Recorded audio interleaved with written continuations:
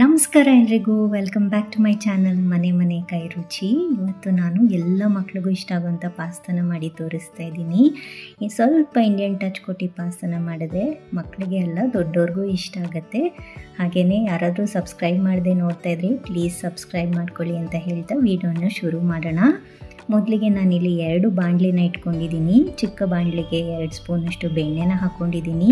ದೊಡ್ಡ ಬಾಣಲಿಗೆ 3-4 ಸ್ಪೂನು ಎಣ್ಣೆನ ಹಾಕಿ ಅದಕ್ಕೆ 5-6 ಸಣ್ಣದಾಗಿ ಹೆಚ್ಚಿರೋ ಬೆಳ್ಳುಳ್ಳಿ ಹಾಗೂ ಬೆಲ್ ಪೆಪ್ಪರ್ಸ್ನ ಹಾಕ್ಕೊಂಡು ಫ್ರೈ ಮಾಡ್ತಾ ಇದ್ದೀನಿ.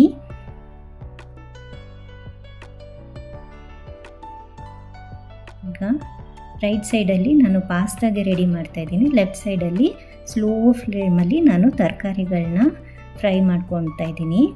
ಈಗ ನೋಡಿ, ಕ್ಲೀನಾಗಿ ವಾಶ್ ಮಾಡಿ ಹೆಚ್ಚಿಟ್ಕೊಂಡಂಥ ಬ್ರಾಕ್ಲಿನ ಹಾಕ್ತಾಯಿದ್ದೀನಿ. ಈಗ ಬೆಣ್ಣೆ ಎಲ್ಲ ಕರಗಿತ್ತು, ಅದಕ್ಕೆ ನಾನು 3-4 ಸ್ಪೂನಷ್ಟು ಮೈದಾನ ಹಾಕಿ ಹಸಿ ವಾಸನೆ ಹೋಗೋವರೆಗೂ ಈ ರೀತಿ ಫ್ರೈ ಮಾಡ್ಕೋಬೇಕು.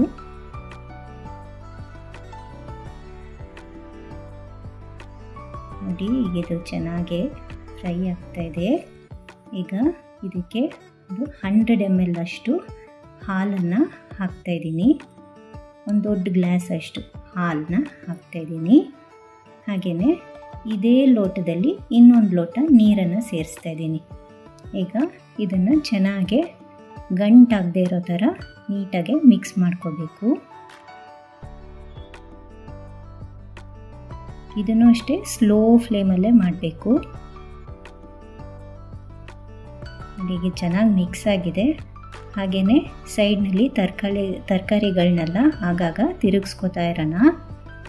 ರುಚಿಗೆ ಬೇಕಾಗಿರೋಷ್ಟು ಉಪ್ಪನ್ನು ಸಹ ಹಾಕ್ತಾಯಿದ್ದೀನಿ.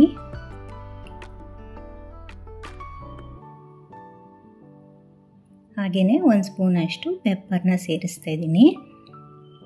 ಈ ವೈಟ್ ಸಾಸು ಈಗ ಕುದಿಯೋಕ್ಕೆ ಬರ್ತಾಯಿದೆ. ಆಗ ನಾವು ಬೀಟರ್ನ ತಗೊಂಡು ಚೆನ್ನಾಗಿ ಈ ರೀತಿ ಬೀಟ್ ಮಾಡ್ಕೋಬೇಕು. ಇಲ್ಲಿ ನಾನು ಸ್ವೀಟ್ ಕಾರ್ನ್ನ ಹಾಕೋದು ಮರ್ತಿದ್ದೆ, ಅದನ್ನು ಸಹ ಹಾಕೊಂಡು ಮಿಕ್ಸ್ ಮಾಡಿಕೊಂಡೆ.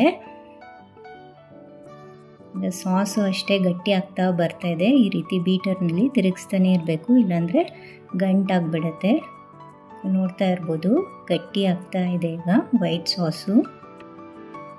ಈಗ ಇದು ಚೆನ್ನಾಗಿ ಬೆಂದಿದೆ. ಸ್ಟವ್ ಆಫ್ ಮಾಡಿ ಪಕ್ಕಕ್ಕೆ ಎತ್ತಿಟ್ಕೊಂಡು ಬಿಡೋಣ. ಈಗ ಇನ್ನೊಂದು ಪಾತ್ರೆಗೆ ಪಾಸ್ತಾನ ಬೇಯಕ್ಕೆ ಇಟ್ಕೊಳ್ಳೋಣ. ಇಲ್ಲಿ ನಾನು 1 ಬೌಲಷ್ಟು ಪಾಸ್ತಾನ ತೊಗೊಂಡಿದ್ದೀನಿ. ಇದು ವೀಟ್ ಪಾಸ್ತಾ. ಇದಕ್ಕೆ ನಾನು 3 ಕಪ್ಪಷ್ಟು ನೀರನ್ನು ಹಾಕಿ ಬೇಯಕ್ಕೆ ಇಡ್ತಾ ಇದ್ದೀನಿ. ಇದಕ್ಕೆ ಸ್ವಲ್ಪ ಉಪ್ಪು ಹಾಕ್ಕೊಂಡು ಒಂದು ಸ್ವಲ್ಪ ಎಣ್ಣೆ ಸಹ ಹಾಕೋಬೇಕು, ಒಂದಕ್ಕೊಂದು ಅಂಟ್ಕೊಳ್ಳೋದಿಲ್ಲ ಅಂತ.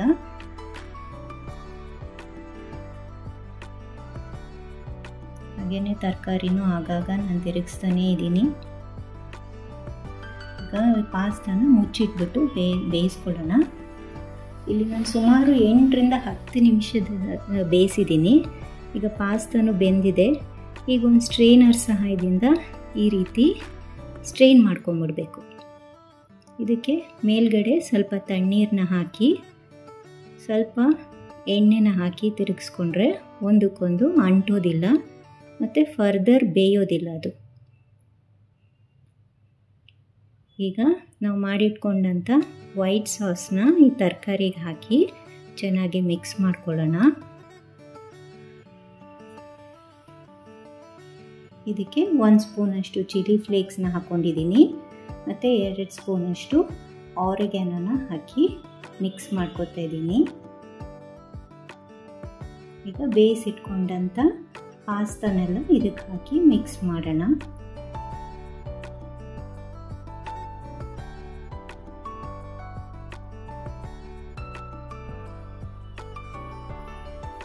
ಇದಕ್ಕೆ 2-3 ಚಮಚದಷ್ಟು ಚೀಸ್ನ ಹಾಕಿ ಮಿಕ್ಸ್ ಮಾಡೋಣ.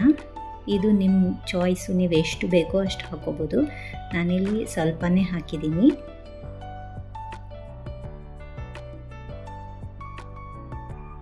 ನೋಡಿ ಎಷ್ಟು ಕಲರ್ಫುಲ್ಲಾಗಿ ಕಾಣಿಸ್ತಾ ಇದೆ. ಈಗ ಇದಾಗಿದೆ. ಇದನ್ನು ಈ ರೀತಿ ಬ್ರೇಕ್ಫಾಸ್ಟ್ಗಾದರೂ ಮಾಡ್ಕೋಬೋದು ಅಥವಾ ಈವ್ನಿಂಗ್ ಸ್ನ್ಯಾಕ್ಸ್ ಆಗಿ ಮಕ್ಕಳಿಗೆ ಮಾಡಿಕೊಟ್ರೆ ಇಷ್ಟಪಟ್ಟು ತಿಂತಾರೆ. ಟ್ರೈ ಮಾಡಿ ನೋಡಿ, ಹೇಗೆ ಬಂತು ಅಂತ ಕಮೆಂಟ್ ಸೆಕ್ಷನಲ್ಲಿ ತಿಳಿಸಿ. ಹಾಗೆಯೇ ಈ ವಿಡಿಯೋ ನಿಮ್ಗೆ ಇಷ್ಟ ಆಗಿದ್ದಲ್ಲಿ ಪ್ಲೀಸ್ ಲೈಕ್ ಮಾಡಿ, ಶೇರ್ ಮಾಡಿ ಮತ್ತು ಸಬ್ಸ್ಕ್ರೈಬ್ ಮಾಡಿ. Thank you so much for watching. See you in the next video. Happy cooking.